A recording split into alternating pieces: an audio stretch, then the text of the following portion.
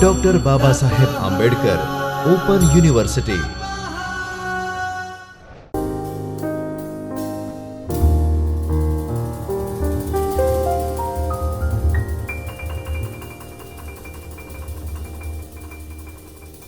Hello friends, Namaskar. This is Dr. Jaini Shah, Assistant Professor of English from Dr. Babasaheb Ambedkar Open University. I welcome you all friends to this video lecture series that the university is recording for its new and indigenous syllabus of all the degree programs. And this particular lecture is from new syllabus, new course of third year Bachelor of Arts in English, and this is paper number 7, which is entitled Study of Poetry. So in this paper, different poetry are to be studied, and the form of poetry will be also discussed with you. Today I have come over here with a particular unit which deals with Matthew Arnold's poetry, that is entitled Dover Beach. So here are the components that we are going to deal with in this particular session. We will have a little bit of information about the author, that is Matthew Arnold, to which genre he belonged to and what kind of works he wrote. Then we will come to lyric form, which is Dover Beach. The form of the poem is a lyric. We have different forms such as song, lyric, ballad, ode, etc. We will come to the analysis of the poem and we will end it up with a conclusion and some of the questions for the better understanding of the poem, and I will give you further references for further study. So beginning with Matthew Arnold, on the right hand side you can see the image of Matthew Arnold himself. He was born in the year 1822 and he died in the year 1888. He was an English poet and cultural critic. He was born in Britain, and he wrote his major works were produced during Victorian period, and he is recognized to be the third most famous Victorian poet, only after Browning and Tennyson. Arnold was elected as Professor of Poetry at Oxford University in the year 1857. So from this you can gauge the merit of the writer Matthew Arnold. He was often regarded as sage writer. Who is a sage writer? Sage is a person who delineates wisdom, who chastises society by instructing and educating the people regarding the contemporary social issues. So this was the major work portion, how he came to be recognized as a sage writer and how he wrote his works. He was equally regarded as a poet as well as a poetry critic also. Some of his famous poems are Dover Beach, that the one which we are going to study, The Scholar Gypsy, Thyrsis, and essays like Culture and Anarchy, Literature and Dogma. And his poetries were about literary, social as well as religious criticism.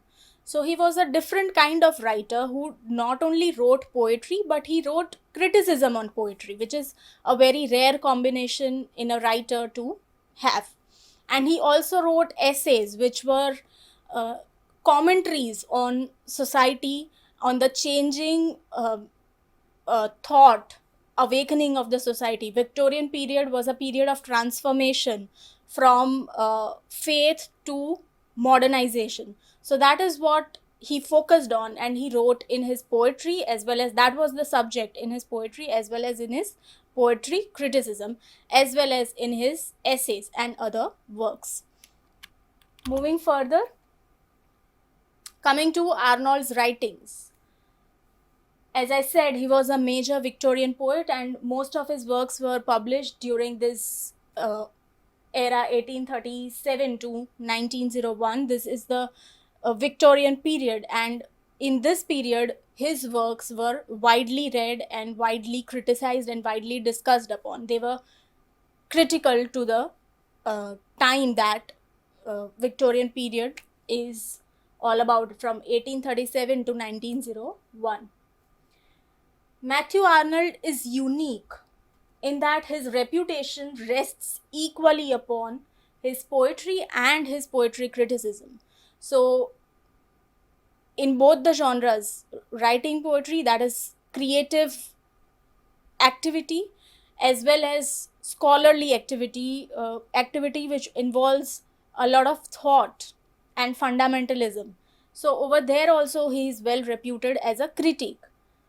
Many of the same values, attitudes, and feelings that are expressed in his poems creatively, they achieve a fuller and more balanced opinions or formulations in his essays or in his poetry criticism. So his subject matter remained more or less the same, but the style of conveying his ideas changed from poetry to essays and criticism. Now, some of his poems are entitled as Growing Old. From the title itself, you can imagine what kind of subject matter he would be dealing with in these poems. Growing old, immortality, the buried life, the future, so on and so forth. And some of the examples of his criticism are preface to the poems and study of poetry. So, here is the writer who writes poetry and who criticizes poetry at the same point of time in his different works. Now, coming to lyric form. Today we are going to study Matthew Arnold's poetry that is entitled Dower Bitch. But this poem, Dower Bitch, is it is written in a lyric form. Now, what is lyric poetry? Lyric poetry is a formal type of poetry which expresses personal emotions or personal feelings, typically spoken in the first person. Now, lyric form is different from ballad. Ballad is a long poem, typically written in the format of a song. You can sing the ballads, and they often depict romance and love. That is ballad. We have another form of poetry which is called ode, O-D-E, ode. Ode is often a poem which is like paying homage or paying tribute to the one who is dead. So the tone is melancholy, sadness is there in the poem. That is elegy. So we have ode and we have ballad, which is a long poem which can be sung also. The rhyme and the meter are such that the poem can be sung, and the subject matter of ballad is often love and romance, whereas the totally opposite form to that is elegy.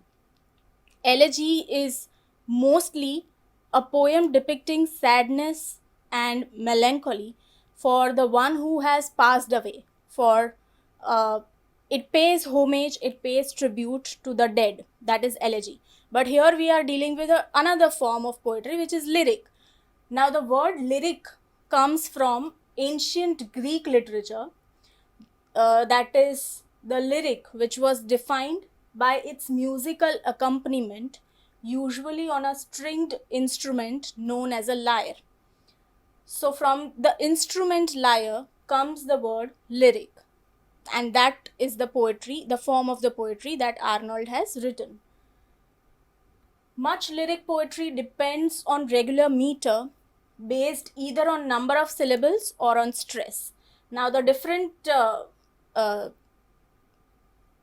meters of lyric are iambic, trochaic, phairic, anapestic, dactylic, and spondaic. Now, this comes in the detailed version of scansion of the poem, but here I have taken the analysis, the subject matter or the theme which the poem deals with.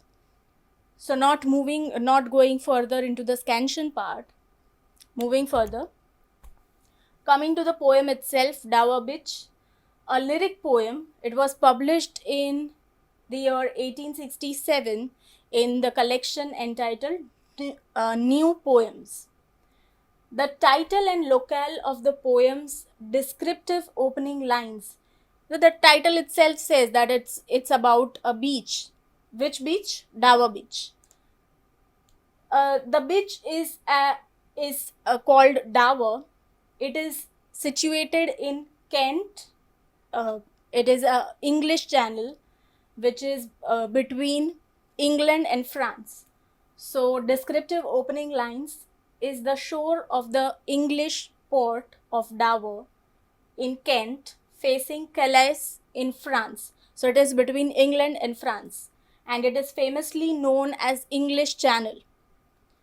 That portion which comes between two lands, that is England and France, is called English Channel, and the narrowest part of that English Channel is called Dover Beach, where it is said that Arnold, after getting married, had gone to his honeymoon in the year 1851 at Dover Beach.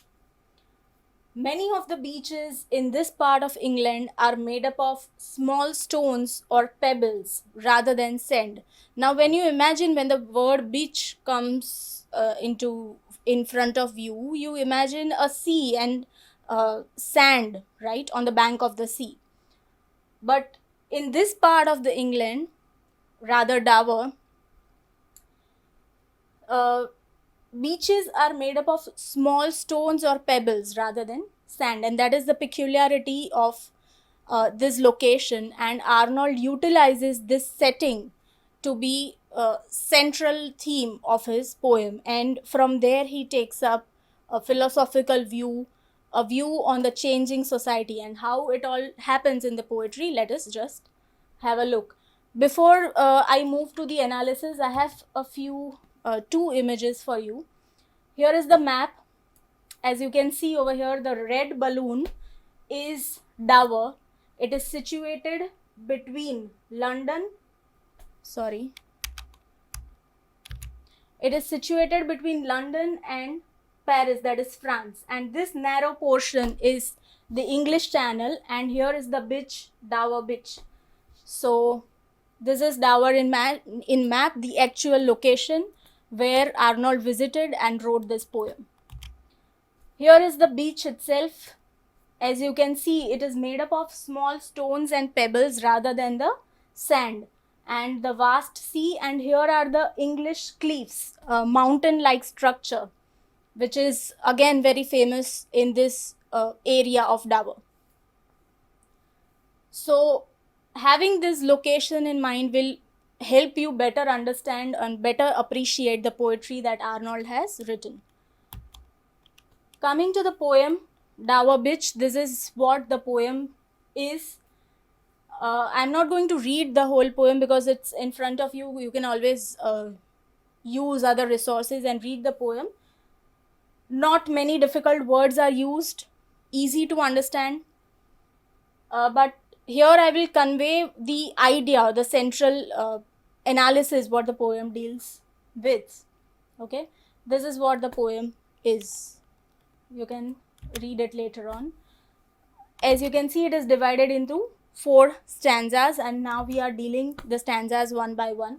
The first stanza, the setting is of a night. The scene opens in the night. The calm and quiet sea is filled with water at the time of high tide.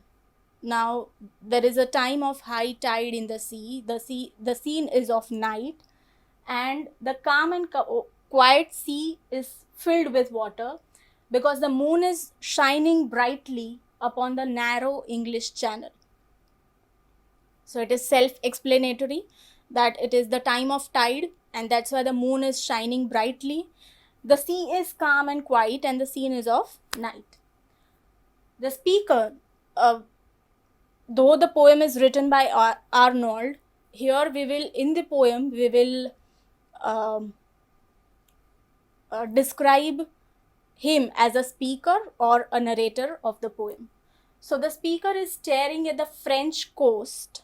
He is standing on the England portion. He is staring away at the French coast, which is some 20 miles away on the other side of the channel.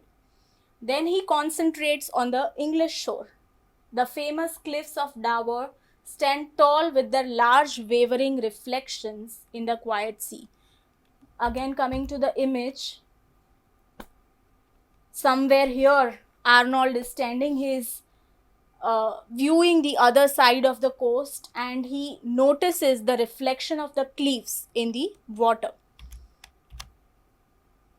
Okay, moving further, first stanza continues. The speaker asks his mistress to come to the window to enjoy the sweet night air coming from the sea. Now, up to this lines, up to this scene, you can imagine a very cheerful, joyful, happy picture of a man who is standing at the beach. He is viewing the sun. He is viewing the moon. He is noticing the reflection of mountains in the sea. He is gazing at the other side of the coast, and he also calls his mistress to the window to enjoy the sweet night air that is coming from the sea. But from here, the tone of the poem changes from joyful to a little bit sad tone. How it does? He now asks her to listen to the continuous and irritating sound of the pebbles drawn by the waves. So you now need to imagine the kind of sound that originates when the water hits the pebbles. Every time when the wave comes to the bank, that's the irritating sound that is generated with a lot of pebbles being hit by the water, because the beach is made up of stones and pebbles rather than the sand, and that continuous sound is irritating to the speaker, and the trembling rhythm continues slowly, but now it brings the eternal note of sadness. The monotonous rhythm of the waves makes the speaker depressed. The sound somehow does not appeal to the speaker. It brings sadness to his mind, and he continues to think of something else. The tone of the poem now changes from cheerful to melancholy to sad. Second stanza, the speaker is now reminded of Sophocles, Greek philosopher, that Sophocles also heard the same sound sitting on the shore of the Aegean Sea, somewhere in Greece.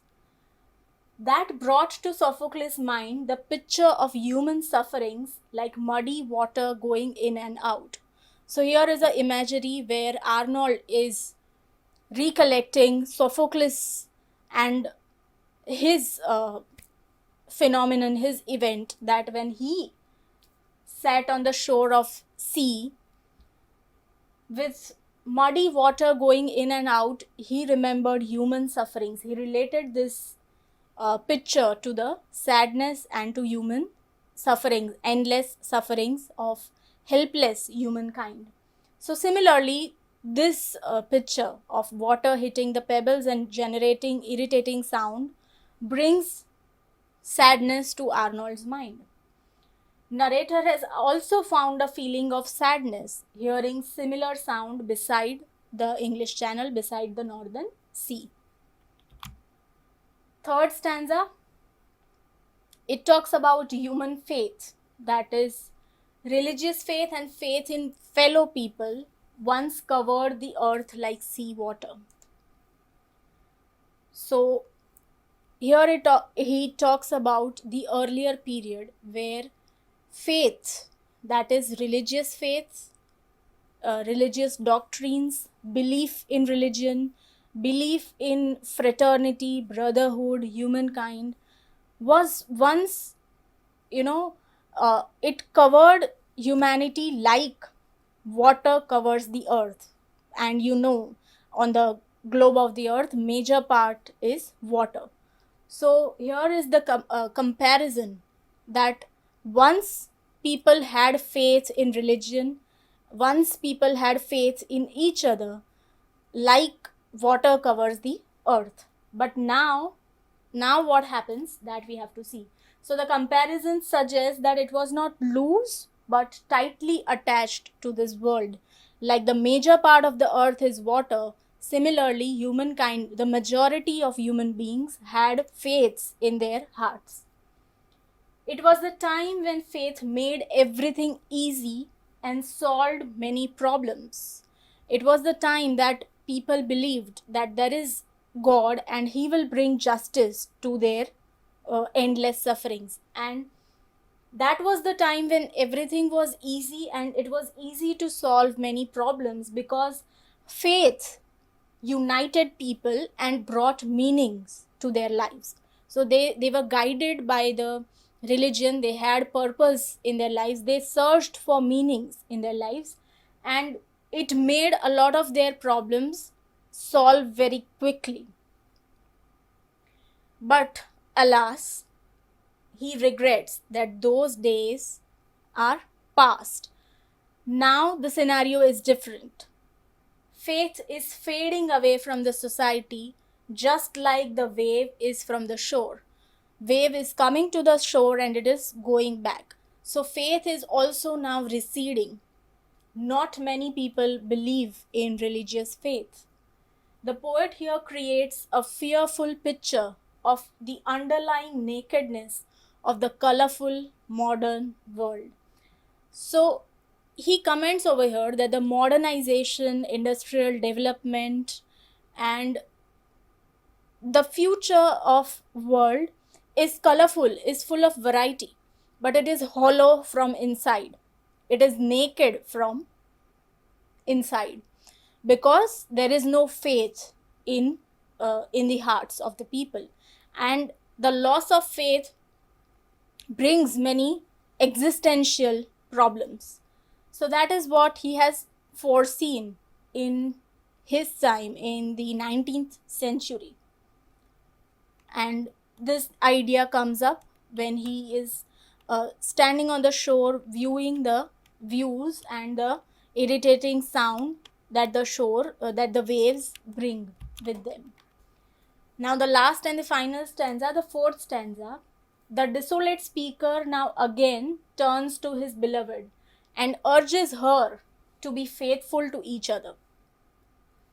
The dreamy modern world, which seems so beautiful with its varieties, is not really a source of joy, is not really a source of love, light, certainty, and peace. This chaotic, artificial world doesn't induce much hope for him.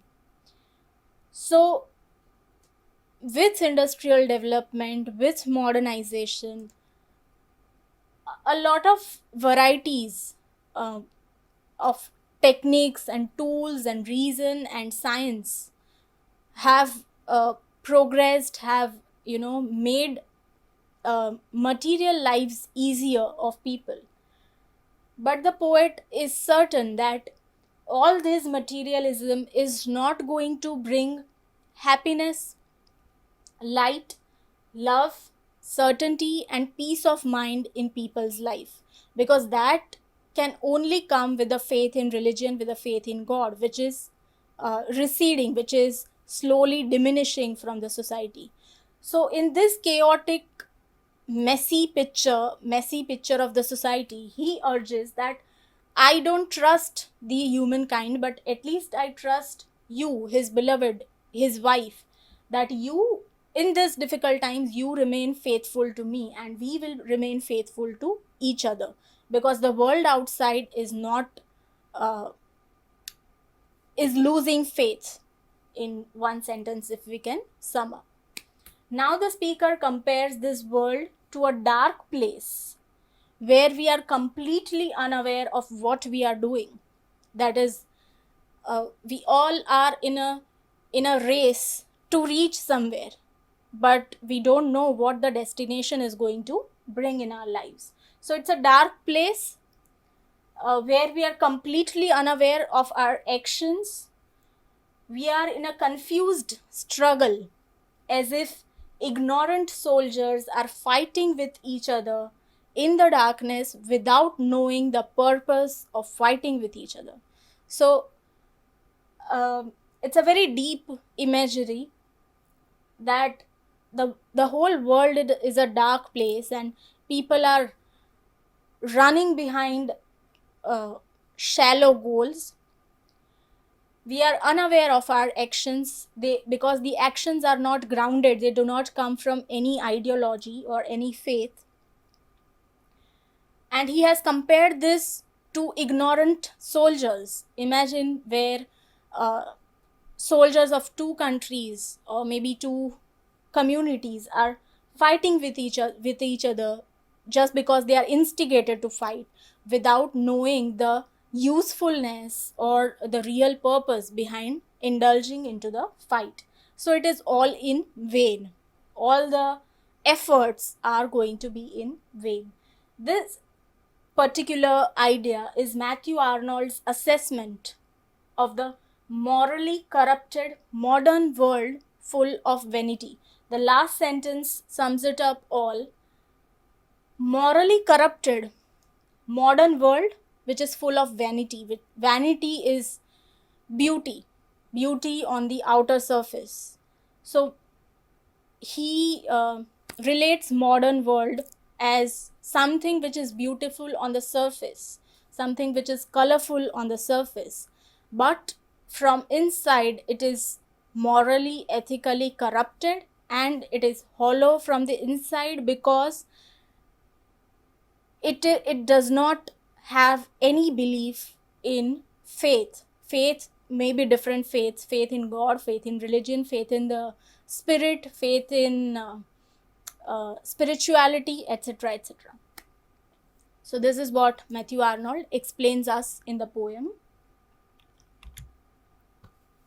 The poem has used different symbols, and it symbolizes each symbol has something or the other to depict. The sea depicts faiths, the sea of faith which is receding. There is a tide, but there is ebb also in the faiths. The land depicts English cliffs, that is solidity and greatness. Darkling plain, ignorant armies. The land describes two contradictory images: the solid English cliffs and ignorant armies who are fighting without any purpose. The shore is a place of conflict. The shore is the thin line which divides the sea and the shore, a place of conflict, human misery, humankind's loss of faith, and eternal sadness. So the shore depicts all of this. Light and dark, that is bright light of moon, and the darkness depicts the gone faith, the faith which is diminishing slowly because of the onset of modernization.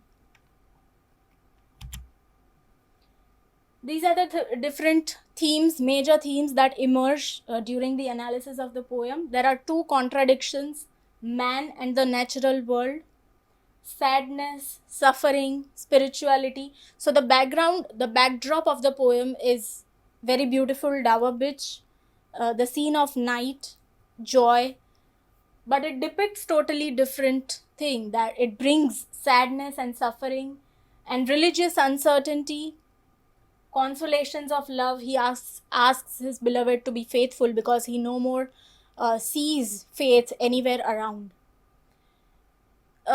We can say that this poem is a bit of anti-modernization. It doesn't welcome modernization with open with both the arms. It depicts the loopholes of modernization as well. And it comments on life in general, consciousness and existence, meaning of lives, etc. So these are the major themes of the poem. Scansion in brief. As you know, the poem consists of 4 stanzas. The first stanza is 14 lines, second is 6 lines, and the third is 8 lines, and the fourth one is 9 lines. The meter is used, it is iambic pentameter and iambic dimeter. So no other meters are used but iambic. Rhyme is irregular, it doesn't follow a regular pattern from one stanza to the next. This is scansion. Now summing up, or we can say conclusion in brief, Dowabich expresses a crisis of faith, with the speaker acknowledging the diminished standing of Christianity or any other religion. Christianity because that was the major religion in that time and in that part of the land where Arnold wrote. So it is a crisis of faith. New research and intellectual inquiry, that is reason and rationality, cast doubt on humankind's central and special role in the universe. Central and special role in the universe, that is finding the meaning of your life, finding the purpose of your life, all this comes in religion and faith in religion, which is now this idea is becoming doubtful, is becoming dark because reason, research, intellectual query and modernization has replaced the faith. In its expression of alienation, doubt and melancholy, the poem is often interpreted as a remarkably forward-thinking precursor to 20th century crisis.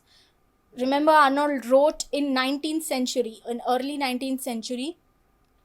So he, in a way, could foresee or predict the future, and then followed in the 20th century, followed the existential crisis and the absurdism, right?